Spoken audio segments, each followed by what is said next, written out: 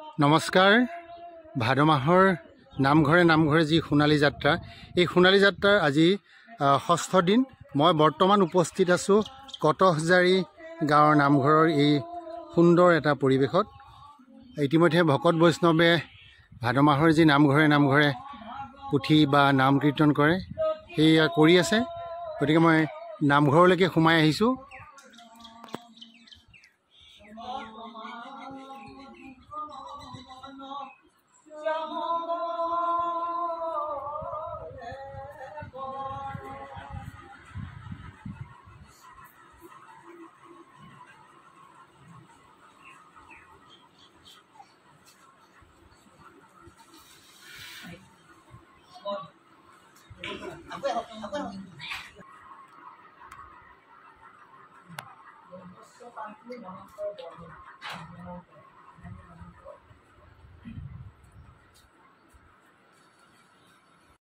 কালে মনু ভৈলন্ত সপ্তম দশপুত ভৈলতান আতি মনোৰম ইক্ষাকু নভগৰ ধৃষ্ট নাভাগ সজ্জাতি নৰিচন্ত দৃষ্ট যেন সপ্তমৰ খ্যাতি। বৰ্তমান কালত সপ্তম হৈছে এতিয়া আমি সমস্ততে দেখা পাওঁ ভগৱন্তৰ অষ্টমুখী দশ পুত্ৰ বা এই ইয়াত বৰ্ণন কৰা সকলৰ দশ পুত্ৰ। এই দশটো কি বা লিখিকসকলে 10,000 বছৰ তপস্যা কৰিছে। এই দহটোকেনো আমাক কিয় থৈছে? তাৰমানে আমাৰ এই দশ ইন্দ্ৰিয়কে এই 10টা ইন্দ্ৰিয়ক তেওঁলোকে কেনেকৈ দমন কৰি যিদিনা দমন কৰিছিলে সেইদিনা তেওঁলোকৰ তপস্যাটো পূৰ্ণ হৈছিল। তাকে সেইকাৰণে কৈছিল আমাক 10,000 বছৰ তেওঁলোকে তপস্যা কৰিছিল। এ ৰাম তৰুষ ইষৰ্ধ বহুমান সমে দশ প্ৰকৃতি সুন্দৰ মাধৱৰ ব্যৱস অদিতিৰ পুত্ৰস্বয় আৰু বহু গণ ৰুদ্ৰ হব বিশ্বদেৱ বলিষ্ঠ বামন। এইসকল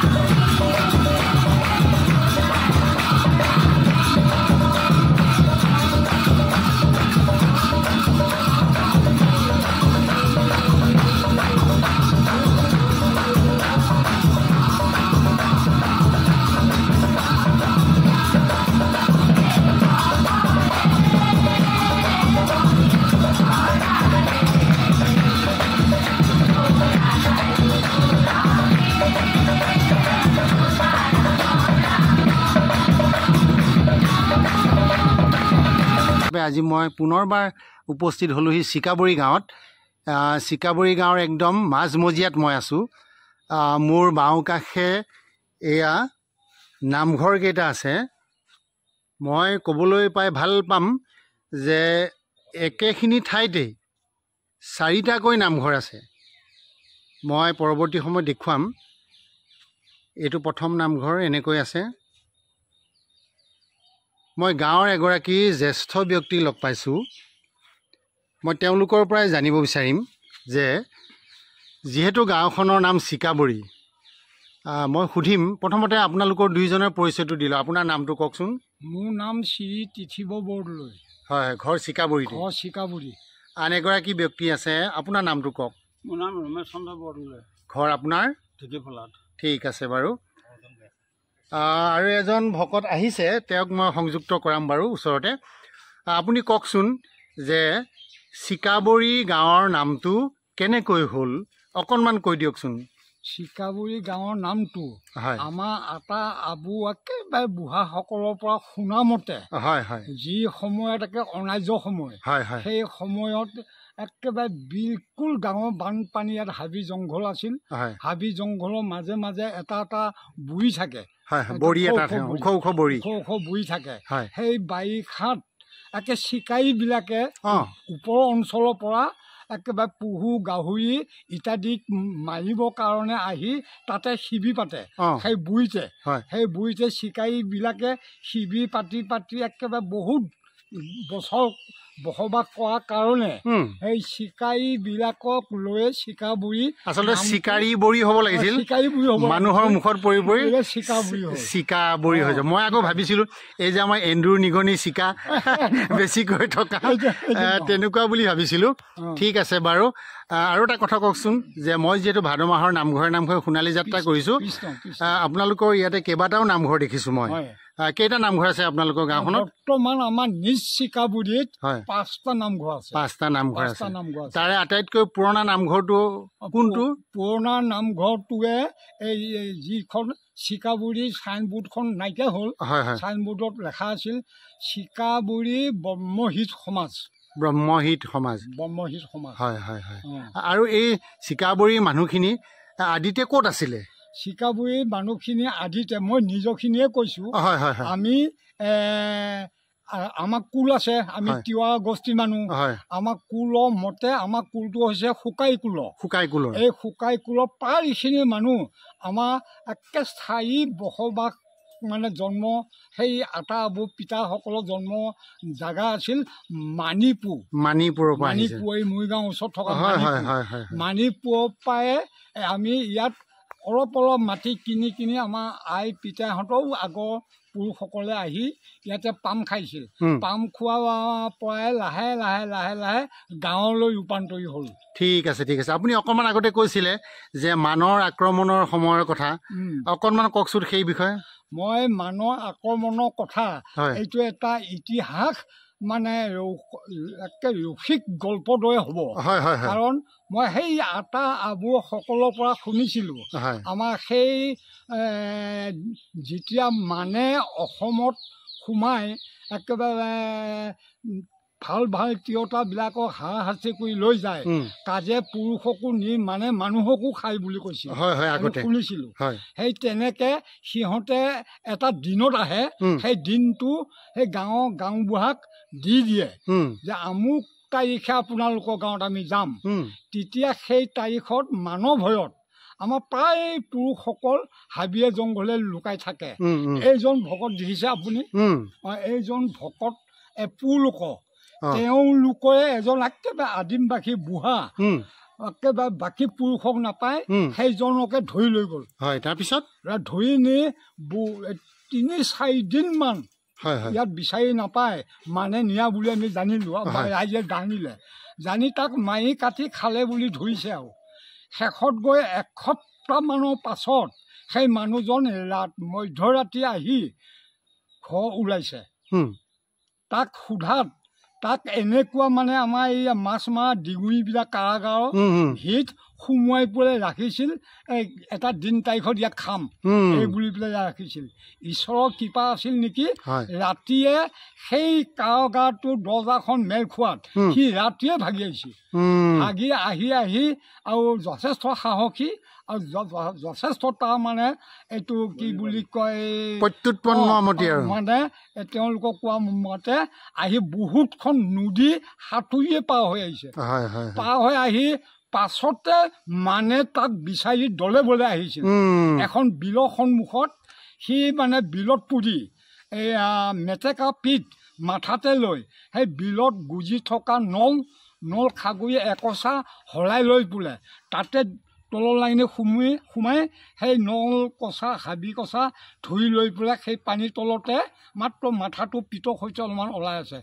মানে সেই হাবিখিনি আমি শুনামতে একে গুচুকি পিনিকি জুই কাটি চালে একেবাৰে নাপালে তাক সি যোৱা পাছত মানুহবিলাক যোৱা পাছত সেইজন মানুহে নামটো তুমি কি জানানে নামটো আমি নাজানো তেওঁ একেবাৰে মানে ৩-৪ পুৰুষৰ আগৰ কথা তাৰ পাছত একেবাৰে মানে ৰাতি পাছতে সিহঁতে যোৱা পাছতে যেনে তেনে কৰি ঈশ্বৰক ইচ্ছা কৰি সাঁতুৰি আহি পাৰ হৈ পেলাই হেণ্ডেল চেপেটকৈ আহি মধ্যৰাতি আহি ঘৰ ওলাইছে ঘৰৰ মানুহ সবাইতো মৰিল বুলিয়ে ভাবিছিল আৰু সি নহয় বুলিও ভাবিছিল সেয়াত এই মৰিলে এইটো সি কিবা ভূত প্ৰেত পিখাইছে কিবা ৰূপ লৈ আহিছে নেকি এই বুলি তাক কেইটামান ভাত পাতৰ আগতে দি পেলাই ৰাতিটো তেনেকৈয়ে ৰাখিলে যেতিয়া পাছদিনাখন এইকেইটা ভাত খোৱাৰ পাছত অলপমান মাত দিব পাৰিছে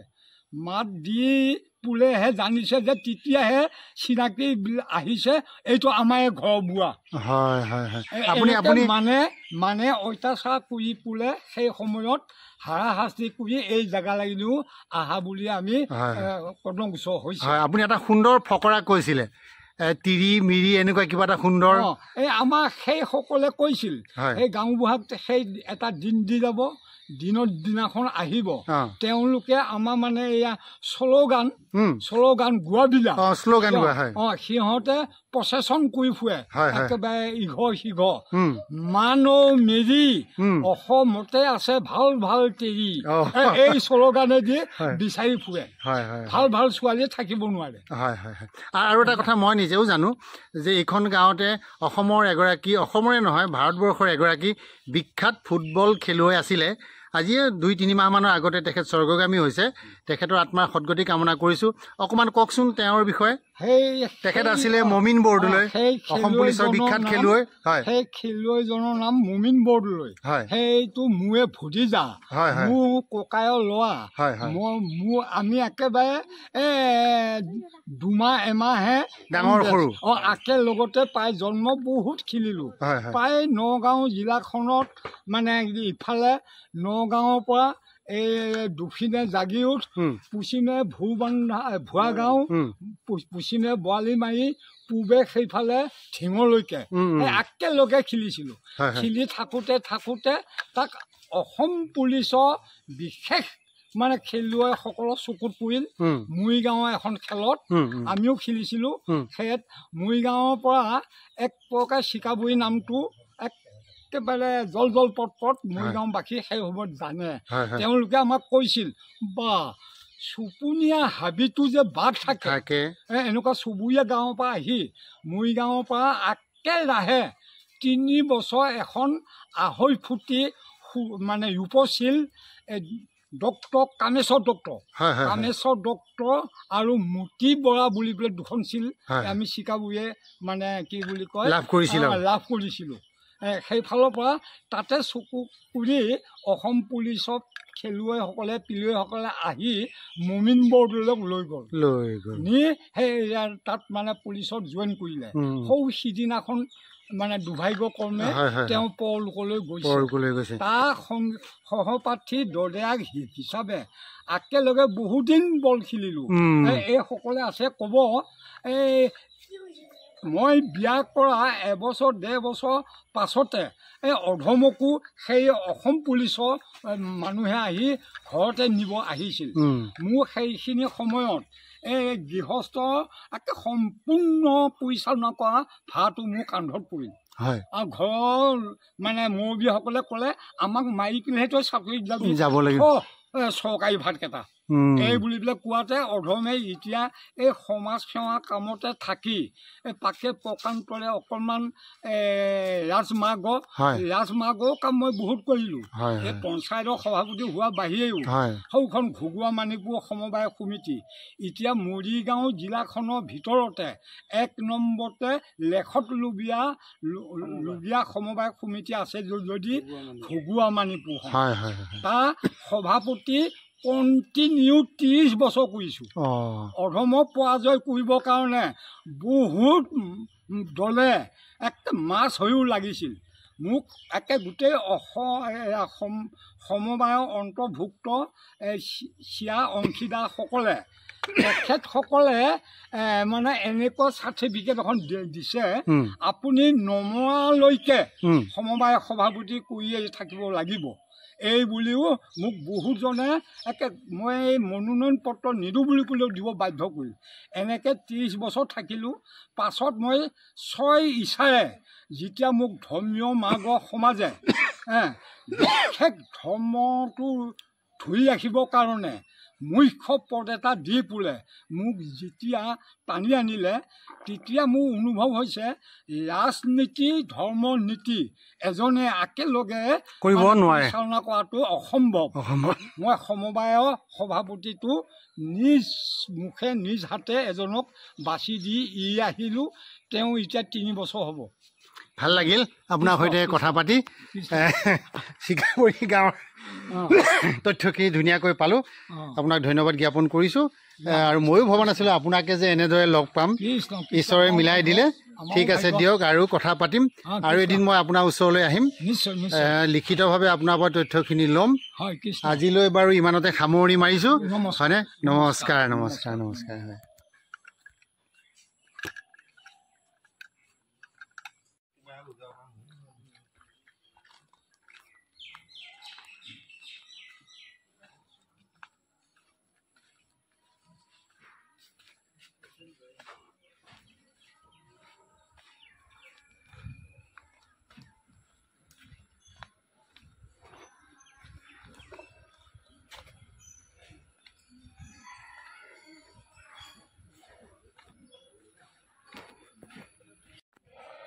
মই এতিয়া উপস্থিত হৈছোঁহি চিকাবৰী একশৰণীয়া ভাগৱতী সমাজৰ নামঘৰত। আইসকলে নাম ধৰি আছে। বলকচোন আপোনালোককো ভিতৰলৈ লৈ যাওঁ।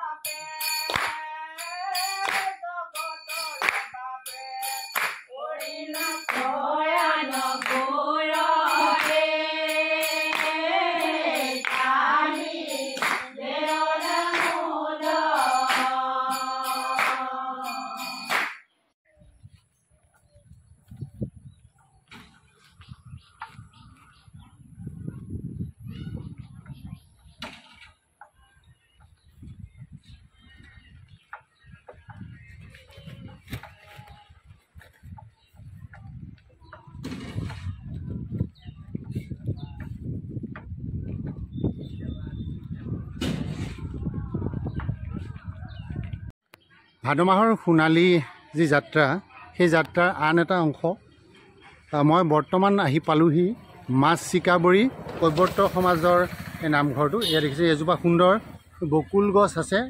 এই বকুল গছৰ তলেদিয়ে মই নামঘৰলৈ প্ৰৱেশ কৰিছোঁ।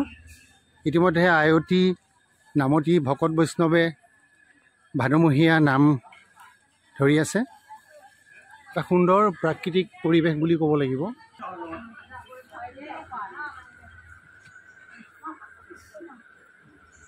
এয়া দেখিছেনে আয়তীসকলো আছে, নামতীসকল আছে, ভকত বৈষ্ণৱ সকলো আছে। মই পোনে পোনে এগৰাকী ভকতৰ ওচৰলৈ যাব বিচাৰিম। ভাদ মাহৰ নামঘৰে নামঘৰে সোণালী যাত্ৰাৰ এয়া নিজ চিকাবৰী কৈৱৰ্ত সমাজৰ নামঘৰত মই উপস্থিত আছোঁ। মই আগতেও কৈছোঁ জ্যেষ্ঠ ব্যক্তি কেইবাগৰাকীও আছে। মই তাৰ মাজৰে এগৰাকী ওচৰলৈ আহিব বিচাৰিছোঁ। প্ৰথমতে আপোনাৰ পৰিচয়টো কওক। মই চিকাবৰী, নামটো কওক। নামটো কুলাই দাস। হয়, ঠিক আছে। মই এটা কথা জানো, যিহেতু পবিত্ৰ ভাদ মাহ চলি আছে হয়নে, আপোনালোকৰ গাঁওখনত কিমান ঘৰ মানুহ আছে? আমাৰ গাঁওখনত এতিয়া 120 ঘৰমান মানুহ হ'ব। হয়, তাতে আমাৰ দুখন সমাজ আছে। নামঘৰ দুটা? নামঘৰ দুটা আৰু দুখন সমাজ আমাৰ ইয়াত ভালকৈ চলি আছে। আৰু আমাৰ দুইখন সমাজ যদিও আমাৰ বেলেগ হৈ আছে, কিন্তু আমাৰ গোটেই কামখিনি আমাৰ একেলগে চলি থাকে দেই।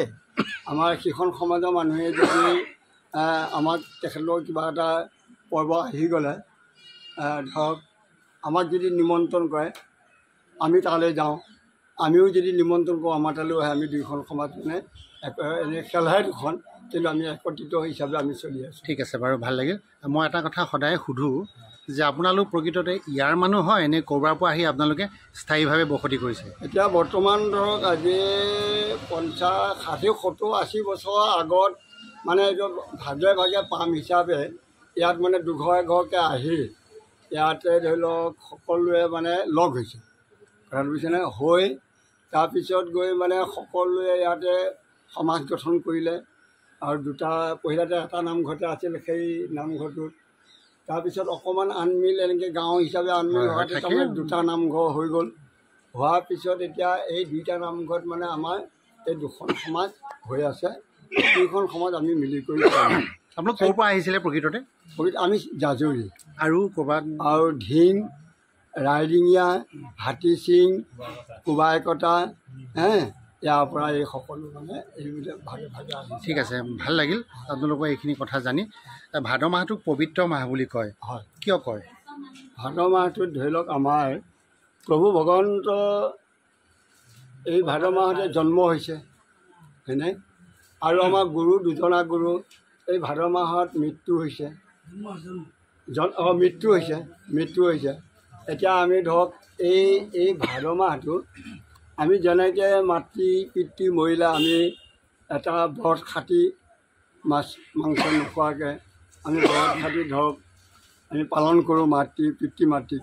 তেনেকৈ আমি গুৰুজনাৰ এই মৃত্যু হোৱা মাহটোত আমি নিৰামিষ খাই আমি মানে অকণমান ঈশ্বৰৰ ওচৰত প্ৰাৰ্থনা জনাই গুৰুজনেও যাতে সন্তুষ্ট হয় বুলি আমি সকলো আই বোপাই সকলো শিশু পৰ্যন্তও আহে আমাৰ ইয়াৰ নামলৈ। যুৱক যুৱতী সকলোৱে আহি আমাৰ 4 প্ৰসংগ চলে ইয়াত। হয় হয়, ৰাতিপুৱা প্ৰসংগ এজনে কৰে, তাৰপিছত আকৌ 12 বাজি এজনে কৰে, তাৰপিছত এই দুপৰীয়াটো আমাৰ ভকতসকলে মানে ভাগৱত পঢ়ে। আৰু আমি এতিয়া 3টা বা 3:30 বজাত আমাৰ আইসকলে মানে এভাগ কীৰ্তন কৰে, কৰি আমি একেবাৰে আকৌ গধূলা আমাৰ সমূহ ৰাইজে মিলি আমি মানে ইয়াত এভাগ প্ৰসংগ আহি নাম কৰোঁ। ঠিক আছে, ভাল লাগিছে। মোৰ আৰু এটা শেষত প্ৰশ্ন, হয় যে বলবম বুলি ক'লে আজিকালি ল'ৰা ছোৱালীবিলাকৰ বৰ উৎপাত হৈছে, হয়, কিন্তু ভাদমহীয়া নামঘৰলৈ আমাৰ ডেকাজাক আহিছেনে নাই? প্ৰায় আমাৰ এতিয়া আমি আগতে অলপ কম বেছি আহিছিল, কিন্তু এইবাৰ অলপ শাসন কৰাৰ কাৰণে আমাৰ কিন্তু এইখিনিত বলবমলৈ যোৱা ল'ৰা নাই দেই। আমাৰ ইয়াত বলবমলৈ যোৱা ল'ৰা নাই। আৰু আমি এখনীয়া মানুহ যে আমাৰ কোনো যাব নাই, গ'লে তাক আমি সমাজৰ পৰা অলপমান শাস্তি মানে অন্য দায়দণ্ড আমি কিছু দিয়া হ'ব। আপুনি বলবমটো ভাল পায়নে বেয়া পায়? নাই, এতিয়া সেইটোতো আমি বেয়া পাব নোৱাৰোঁ, বেয়া বুলি ক'ব নোৱাৰোঁ। যিসকলে পালিছে আমি তেখেতলোকক পালাৰ কাৰণে তেখেতলোকক আমি ভাল বুলিয়ে কৈছোঁ। তেওঁলোকে মানিছে যেতিয়া তেখেতলোকে পালক। কিন্তু আমাৰ ধৰ্মৰ পৰা যাতে কোনোবা গ'লে সেইটোৱে দেই আমাৰ ধৰ্মৰ পৰা যদি কোনোবাই সেইটোলৈ যায় আমি তেতিয়া অলপমান দুখ পাওঁ। আপোনালোকৰ ইয়াত গায়ন বায়ন আছে আছে অংকীয়া ভাওনা কৰে কৰে কৰে কৰে আমাৰ এই এতিয়া এই আহিন মাহত আমাক এই শংকৰ উৎসৱ জন্ম উৎসৱটো পাতে আমাৰ গুৰুজনাৰ জন্ম উৎসৱটো মানে আগৰ বুঢ়াসকলে বা শাস্ত্ৰৰ ফালৰ পৰাও আছে যিদিনাখনে আমাৰ গুৰুজনাৰ জন্ম হৈছিল সেইদিনাখনে দুৰ্গা দেৱী তেওঁ নিজে প্ৰাণত্যাগ কৰিছে বুলি মানে আমাৰ গুৰুসকলে বা শাস্ত্ৰই কৈছে। সেইকাৰণে তেওঁ হেৰি দুৰ্গা পূজা আৰম্ভ হোৱাৰ পৰা 3 দিনত দশমী পৰে। সেই দশমী দিনাখনৰ পৰা ধৰি লৈ আমাৰ 4 দিন 5 দিন 6 দিনলৈকে আমাৰ ইয়াত শংকৰ উৎসৱটো ভাওনা পাতে দেই। ঠিক আছে তাৰপিছতো কোনোবাই যদি কিবা মন কৰে ধৰি লওক বছৰেকৰ মূৰত কোনোবাই পাতিবলগীয়া হ'লে পাতে নহ'লে নাপাতে। কিন্তু সেই উৎসৱটোত আমাৰ দলে বলে এই যিমানখিনি যে এইখিনিত গাঁও আছে দেখিছে আমাৰ এইখিনিত এতিয়া ট্ৰাইবেল দাস সম্প্ৰদায় বুলিবলৈ ইয়াত কোনো কোচ কলিতা বুলিবলৈ কোনো ইয়াত সম্পৰ্ক নাই। সকলোৱে আহি এই আমাৰ শংকৰ মন্দিৰ আছে ইয়াত অলপ দেখি স্কুলটো তাত সকলোৱে মানে আমাৰ একত্ৰিত হৈ তাত এই 5-6 দিনা আমাৰ নাম কীৰ্তন ভাগৱত ভাওনা ৰাতি হ'লে ভাওনা দিনত হ'লে নাম ভাগৱত আমাৰ হ'ব। লাষ্টৰ দিনাখন আমাৰ দিহা নামেৰে মানে ৰাতি 9-10টা বজালৈকে শেষ কৰি আমাৰ মানে সামৰণি মাৰে। ঠিক আছে ভাল লাগিল অসমীয়া সংস্কৃতিক আপোনালোকে জীয়াই ৰাখিছে। হয় হয় আপোনালোকক বহুত বহুত ধন্যবাদ জ্ঞাপন কৰিছোঁ। ব'লকচোন এতিয়া আমাৰ আয়তীসকলে নাম গাব তাৰেই কিছু ৰেঙনি মই আপোনালোকক দেখুৱাম এতিয়া।